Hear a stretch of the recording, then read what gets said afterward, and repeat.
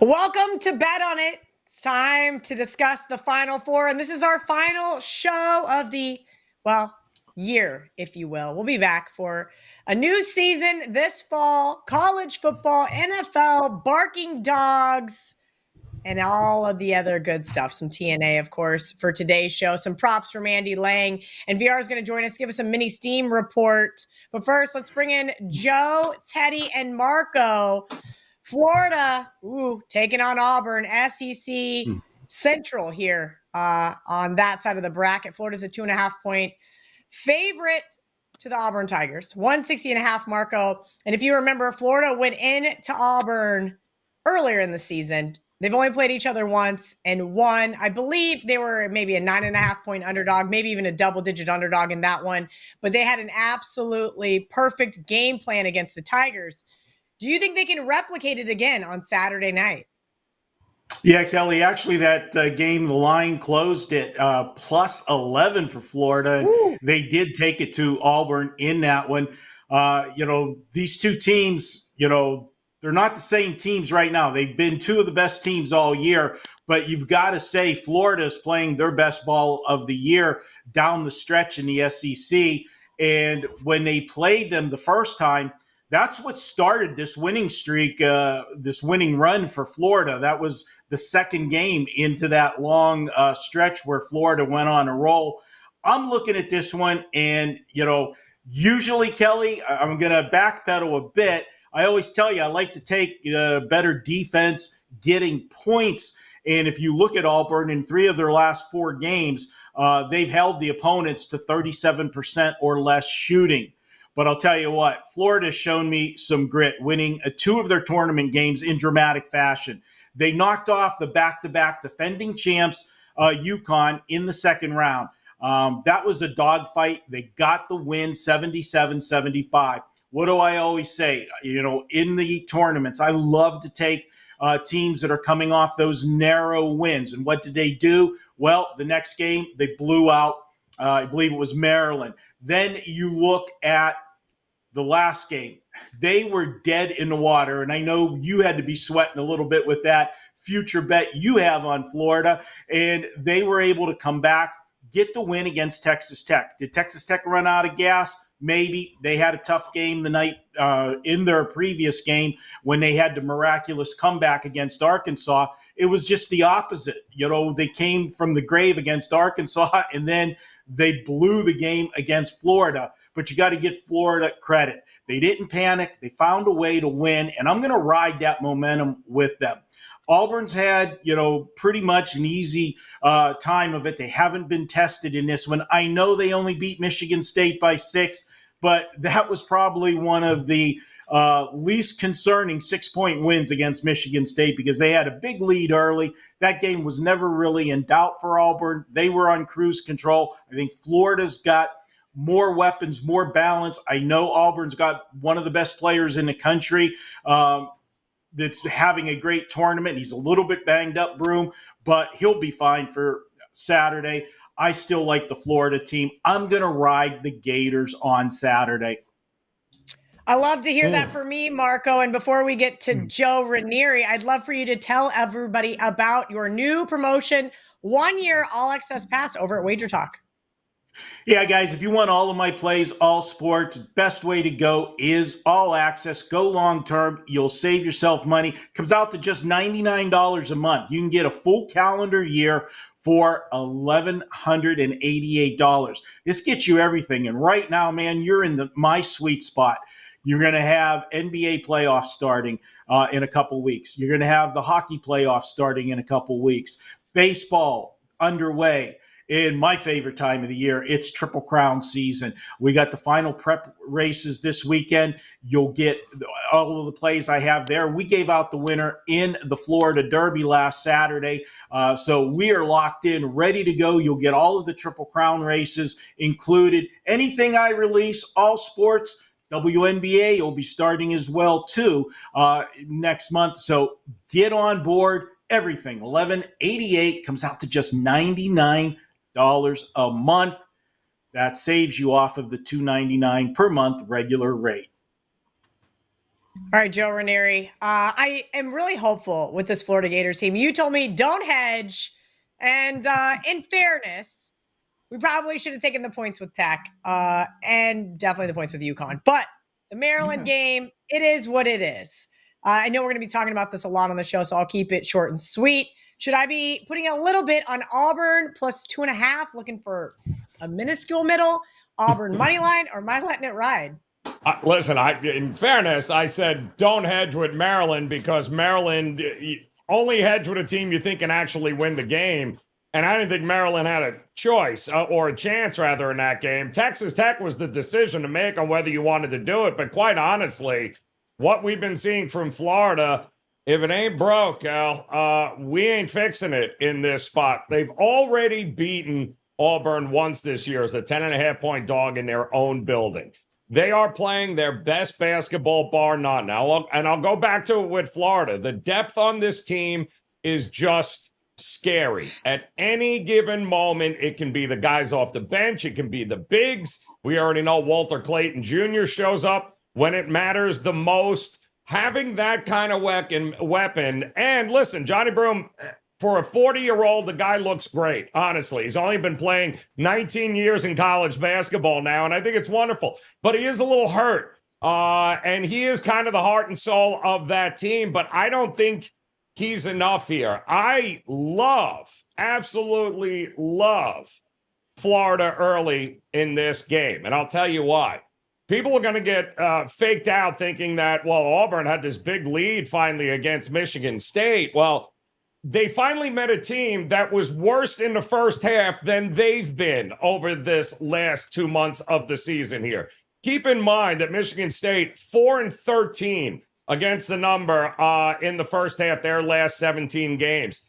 Do you know what Auburn is in their last 8? They've covered one first half in their last eight games. And who was that against? The team that was worse than them, Michigan State. They're 4-11 in the first half in their last 15 games. This is going back since the beginning of February. They start slow, and I agree with Marco. Coming off of that Texas Tech game, I think Florida comes out, does exactly what they did in Maryland early. I think they're the one that take control of this game in the first half. I'm backing Florida early. I'm backing them late. I think it's just a matter of, do we hedge by the time we get to the Duke-Houston winner? Woo!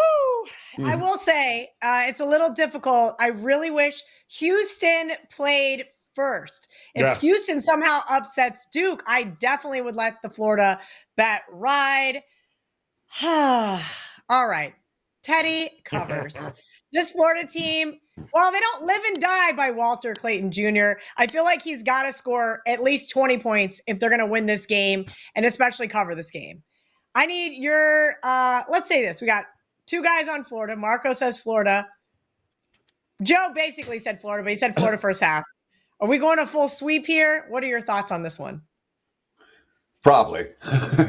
Look, Okay. The only time that we've ever had 4 number 1 seeds reach the Final Four came back in 2008. And what did we see in this round in 2008? We saw 2 blowouts. Kansas beat North Carolina by 18. Memphis beat UCLA by 15. So even though these point spreads are short, history tells us, and again, small sample size, but history tells us these games might not be quite as competitive as the point spreads would indicate. That being said, we're talking about teams 1, 2, 3, and 4 in Ken Pom of all the college basketball teams. All 4 of the teams remaining, top 10 Ken Pom adjusted offensive efficiency. All 4 teams remaining, top 10 Ken Pom adjusted defensive efficiency. A combined record of 135-16, although we take out a 1-1 because Florida got a win against Auburn and Auburn got a loss. So a combined record of 134-15 for these 4 teams against everybody but each other.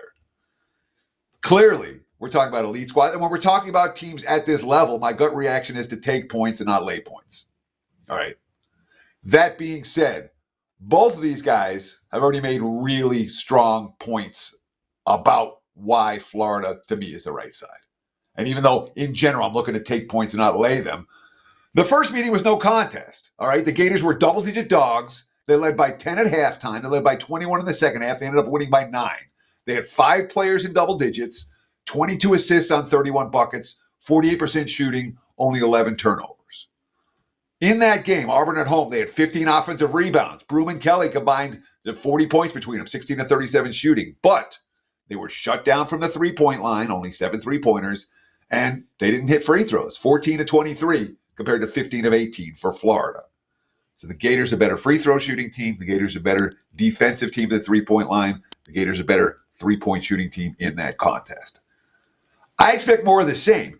And we talk about betting bandwagons. That matters a lot to me this time of year. And again, it's something that both Marco and Joe mentioned.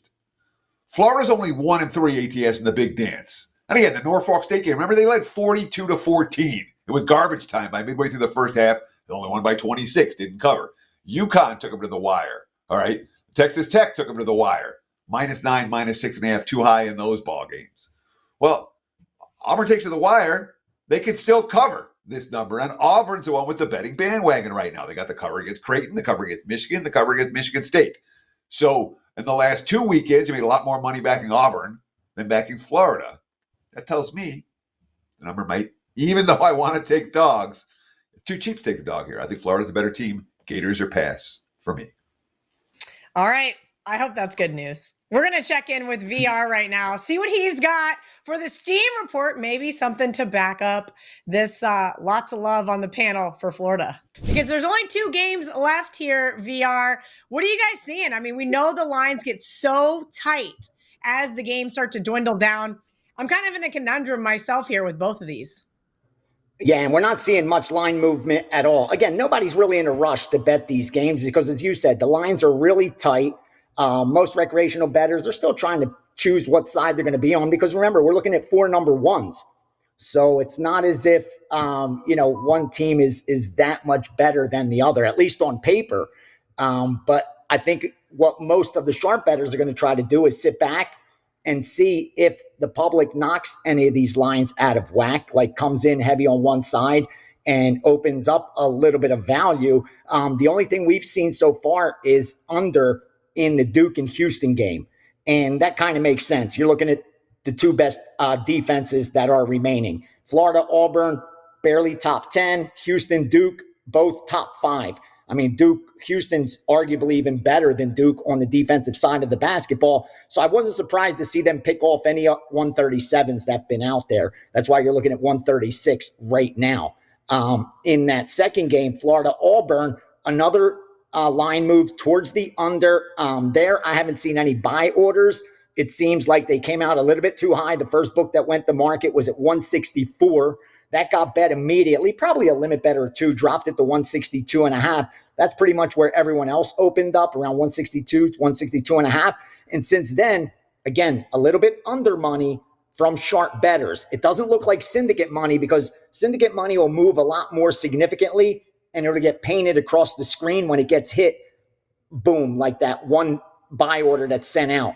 This seems more like respected college basketball bettors that are coming in, betting limit bets on the unders, forcing the books to adjust. That's what it looks like to me on both these totals. Even though the Houston-Duke one, again, anytime there's a 37 out there, it's been picked off. In fact, some of the sharper books are even charging you a little juice to go under not only 136.5, but 136. So again, definitely some sharp money on both of these unders. I agree with the Houston-Duke under.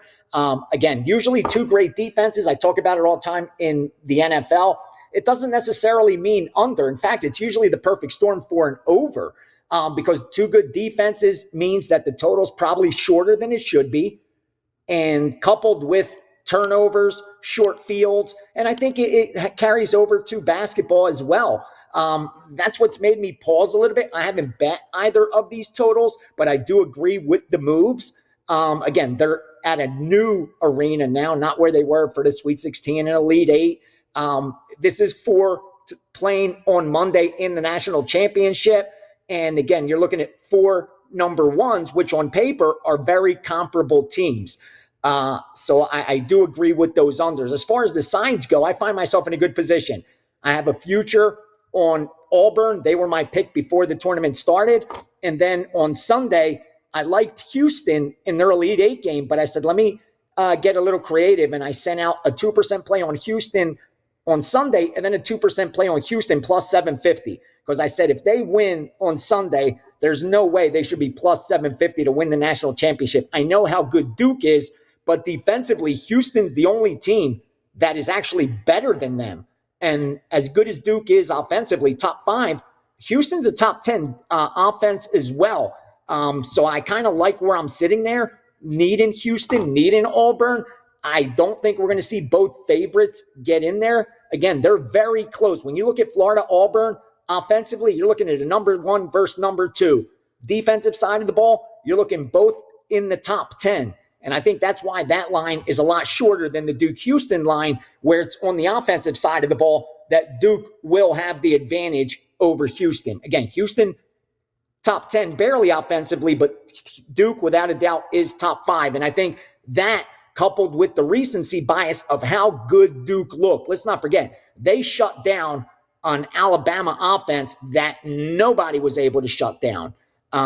What they did carried over, I think, and affected this point spread a little bit more, at least, than that Houston game. They kept Alabama to 65 points, and the total was 175, and yet they continue to put up 80-plus in every single tournament game. So this is a offense that's going to be hard to stop, but if anyone can stop them, I think it's going to be Houston. I like the 5.5. I think there's some value there. I think there's some value on the money line as well. That's why I haven't looked to hedge yet. I think Auburn, Florida, that one is a coin flip. On paper, it's a coin flip. Again, number 1 versus number 2 offensively, barely both top 10 defensively. I think you're looking at a matchup that is a coin flip. They played earlier in the season. They played in February. It was at Auburn. Florida was catching double-digit points in that game, and they won the game outright. So there is some revenge on the Auburn side. They scored 171 points in that game, so it shows you the adjustment that's been made. But if you dig into that game, what you'll notice is that Florida hit 83% from the free throws. They shot 40% three-pointers, 48% from the field. Like, Florida was able to score where Auburn had a lot of problems. They couldn't shoot from the foul line. They missed 8 or 9 free throws. They were 7 for 22 from the three-point line. So it was a bad game for Auburn, great game for Florida. Again, I'm a little biased because I need both dogs, at least one of them, to get into the national championship for me to make a decision. But I don't think they're bad bets at all.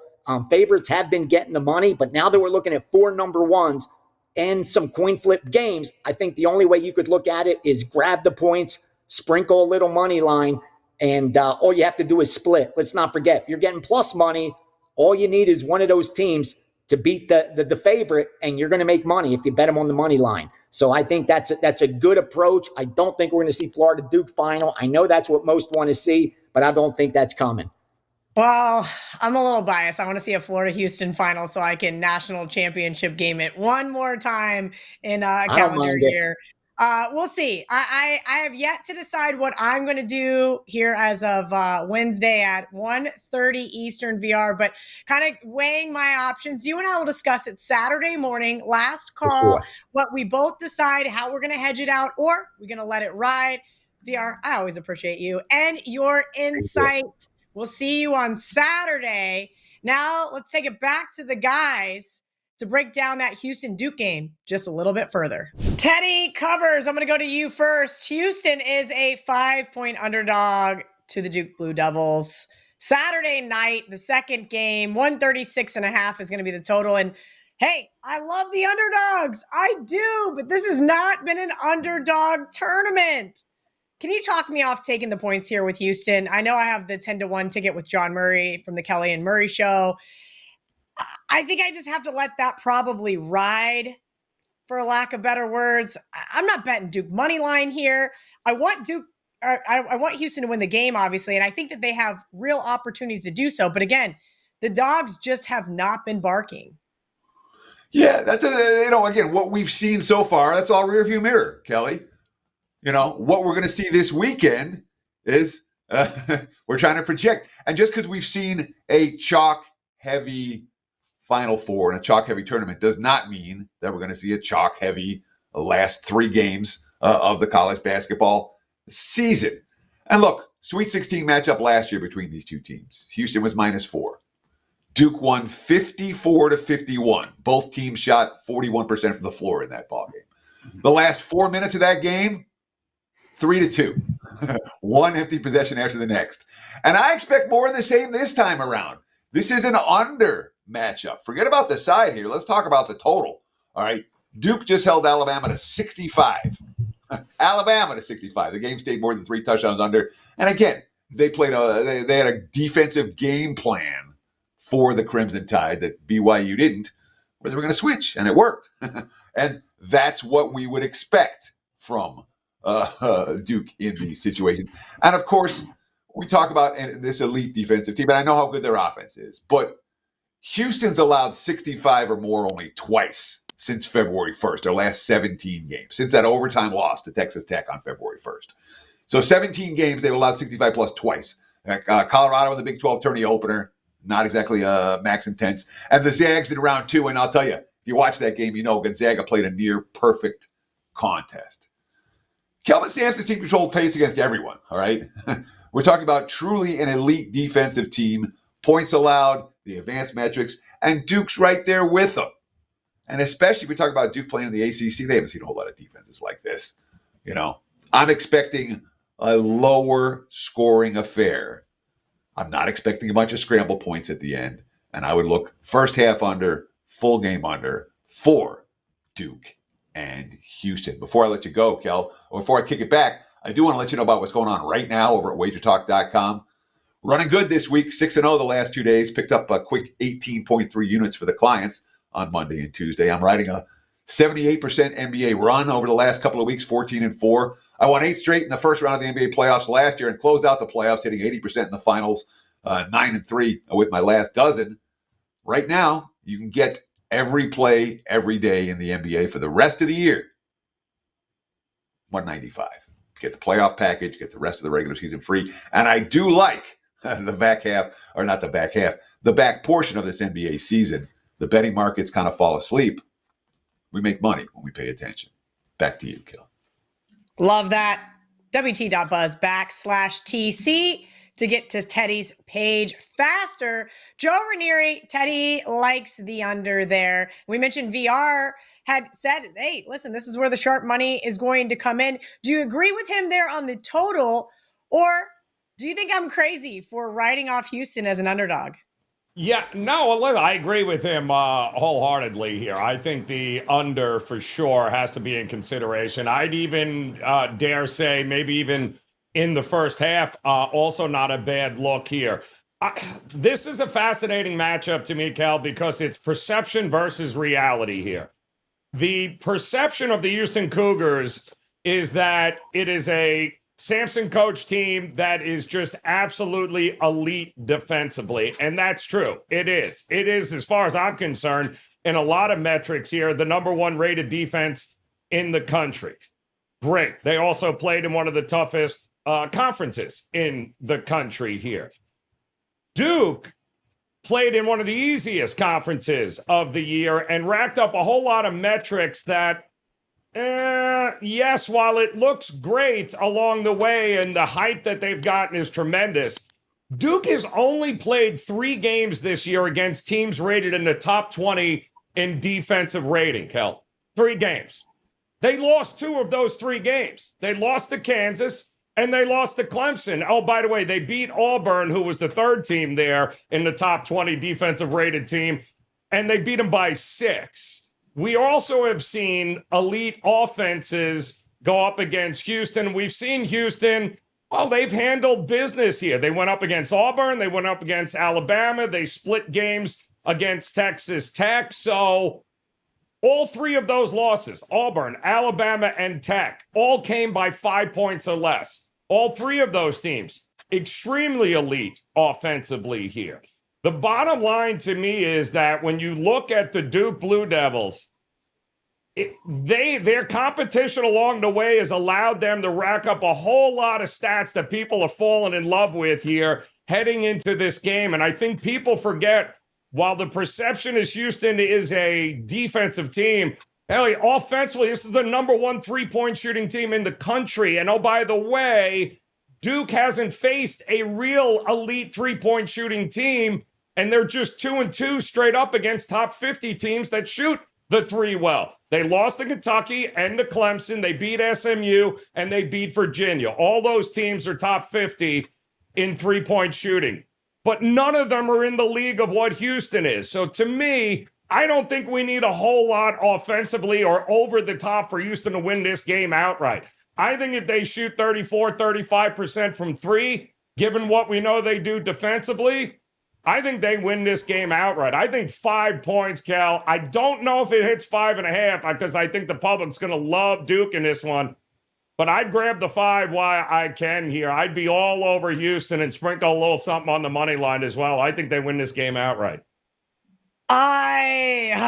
Marco, help me out here. I am like this close to putting in a Houston bet. And then I'm also this close to just saying, all right, John Murray, I'm going to make the executive decision. We are no longer rolling over. Let's take a little bit of profit on the Houston future. I am like teeter-tottering. And listen, I'm a broken woman right now. We had no dogs win outright for the last 3 weeks. We had no dogs win outright except for Arizona State, who did cover in the college football playoff. Like, it has been just tough sledding for me in this NIL and transfer portal era. The cream has risen to the top.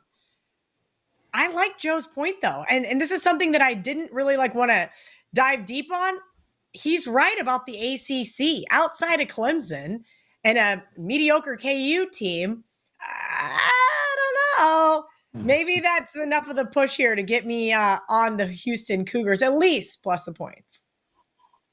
Well, Kelly, I'm going to be the contrarian on the panel today, because if I hear one more person talk about the ACC and how easy it's been for Duke, it has been easy for Duke. But people, this is an elite team, okay? Have you watched them play?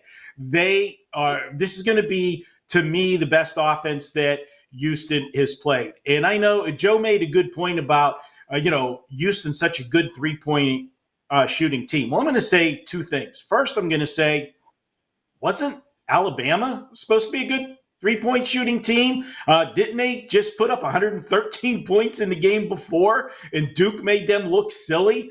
I think when this is all said and done, people are going to say Duke is better than we actually thought. We smashed the ACC too much. They could only play who was in front of them. Now, Houston's done a great job, and Teddy alluded to the 15 of 17 opponents that they held to 65 points or less. That was part of my notes, but I also had the asterisk to that is one of the two teams that did score over 65 points was Gonzaga in that second game. Why? Because Gonzaga was an elite offense. Duke's an elite offense. Duke is going to be able to find ways to score. They have too many weapons. Everybody knows about Cooper Fly, but this team has other weapons on them. The top three, who are you going to stop? And then they've got other role players. I like this spot. And as far as Houston banging down those threes, well, Duke plays defense, like I said. And you know what? It's a lot easier shooting those wide open threes when you're playing with the lead. What's going to happen when Duke has a lead in the second half and you've got to have pressure making those 3-point plays? And trust me, Houston's got a soft spot in my heart because I had my biggest play of the tournament on them on Sunday when they just steamrolled Tennessee. But why did I have them against Tennessee? Well, it was the perfect storm. They were coming off one of those tight wins against Purdue the game before, one which some people said they were lucky to win because they got the benefit of the no push-off call and then had that crazy inbounds play to win it at the end. But I like teams that come off those close games. And who did they play? Tennessee, who was coming off a very satisfying rout of Kentucky. Remember, Kentucky beat them twice during the regular season. They got the revenge in the most important game. Now, the one asterisk that I have with Duke in this game, and it is, I always say revenge is the most overused term in sports betting, but I say there is one that I take note of, and that is you always remember who ended your season. Well, it was Duke that ended their season last year, 55-51 in a paint dry game. And that's what a lot of people expect this game to be this year. Duke's offense is way better than they were last year. Houston is good as well and improved, and they, tournament tested, got some experience last year. But when it comes to tournament experience, nobody has as much experience as Duke over the years. How many Final Fours they've reached? I'll go with Duke. And last factor, when they do have the lead late in the game and Houston has to foul, Duke makes their foul shots. I'll go ahead. I'll lay it with Duke. I'll be out there by myself. All right. Enjoy your public island, Marco. We're going to go see our buddy, the stat daddy, Ralph Michaels, fresh off a plane from Vegas. We appreciate you tuning in, hanging out with us. Let's hear what Ralph has got dug up for the last edition of this year's TNA. Because Ralph forgot his glasses in Vegas. Shout out to him for being here after taking a red eye back to Florida last night. That is never a good time. But Ralph, you've kind of dug into some different numbers here. Maybe you can give our audience some insight again. I know these lines are tight, and the public has yet to come in on necessarily a side, maybe a little bit on some totals. But I'm really curious how the raw data looks for both of these games. First, a shout out to Marco and his lovely wife, Lori, for hosting me. Thank you so much. Kelly, I'm going to go through four things. I want to go through the Bart Torvik numbers since March the 1st, some Final Four numbers, some national championship numbers, and my best bet. So I'm just going to run through them. Now, I love Ken Palm, but I even like Bart Torvik more because you can adjust the dates, you can adjust the home and away games or away neutrals, you can adjust conference only, and you get all the metrics for offense, defense, tempo, and all the categories. So while VR was talking about Duke and Houston being the number 1 and number 2 defenses, if you look since the last week of April, Houston is number 19 in offense, number 2 in defense. Duke is number 2 on offense and number 23 on defense. So while they had a great game against Alabama, Duke is an elite 3-point defense and not a great 2-point defense. It was the perfect matchup against the Tide. When you look at Florida and Auburn, Florida, the number 1 offense in college basketball since the last week of February, and the number 35 defense. Auburn, number 25 and number 22. So those are just a couple different ways to look at it. Tempo-wise, the fastest team by far, Florida, number 42, Auburn, 166, Duke, 244, and we know Houston is slow since the last week of February. They're number 327. Now I'm going to talk some Final Four numbers. Now let's remember this, guys. I only have the last 11 years. So we're talking 22 games. And while 11 years seems like a big sample size, when we're only talking about 22 games, you can't put nearly as much stock in as you can season-to-date numbers. But let me share them with you. In the Final Four the last 11 years, small favorites up to 4.5 are 3-5-1 against the spread. Favorites of -5 and higher, 8-5 against the spread. Nothing great either way. Totals in the Final Four. Totals under 130 are 0-3. But Kelly, Final Four totals of 130 and higher, actually 13-5-1 over under. That is 72%. And that is surprising because while we played in NBA arenas, the Final Four are actually always in football arenas. So it is a different sight line. So that over-under number in the Final Four did surprise me. And I know like you like knowing this number, Kelly. Since 2012, the straight-up winner in the Final Four has gone 15-6-1 against the spread. So there have been 6 dogs that have covered out of those 22 games.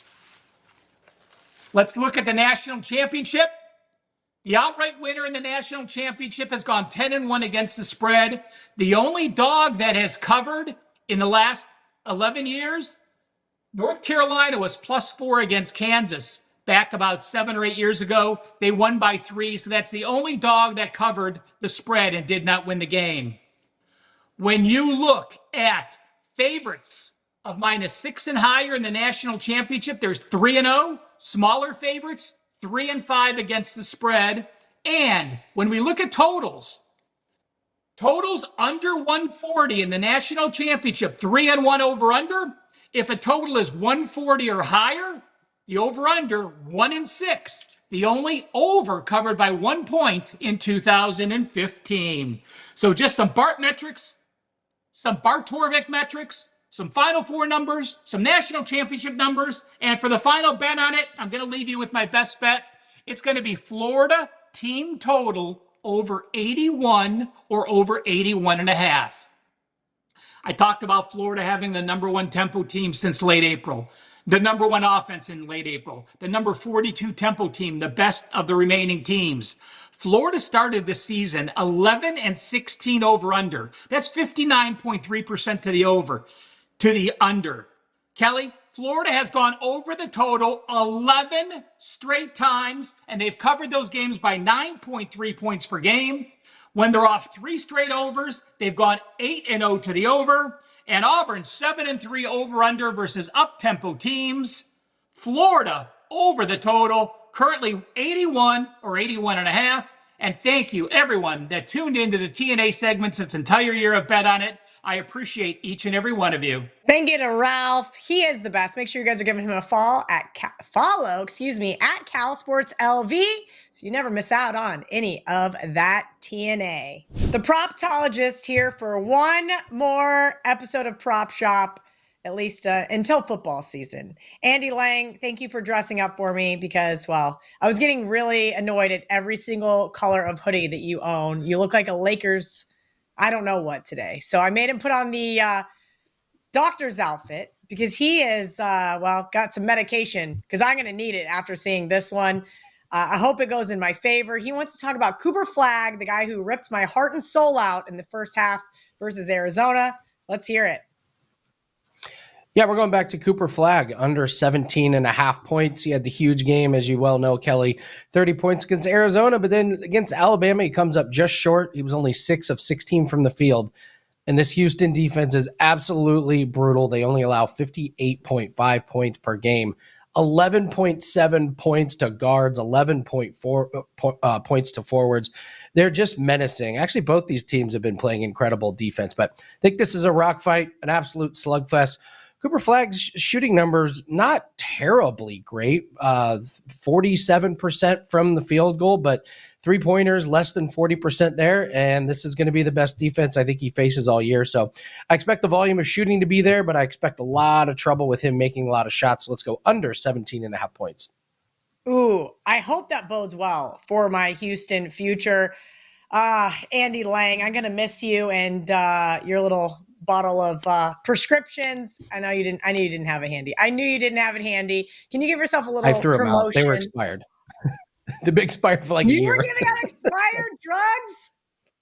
I wasn't giving them out. It was a prop that I kept for the entire football season, just for the Wednesday spot. So out with the old, in with the new. I thought I was going to have to call, the FDA or somebody on you. Give me your little promotion, what you got going on here for the summer sports season, and see you in August.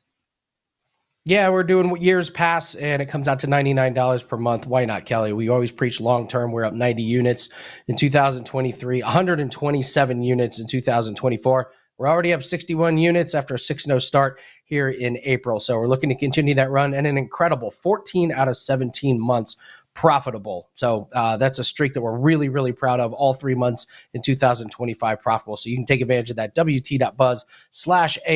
Short-term profits, long-term profits. We've got you covered. Good luck on your plays.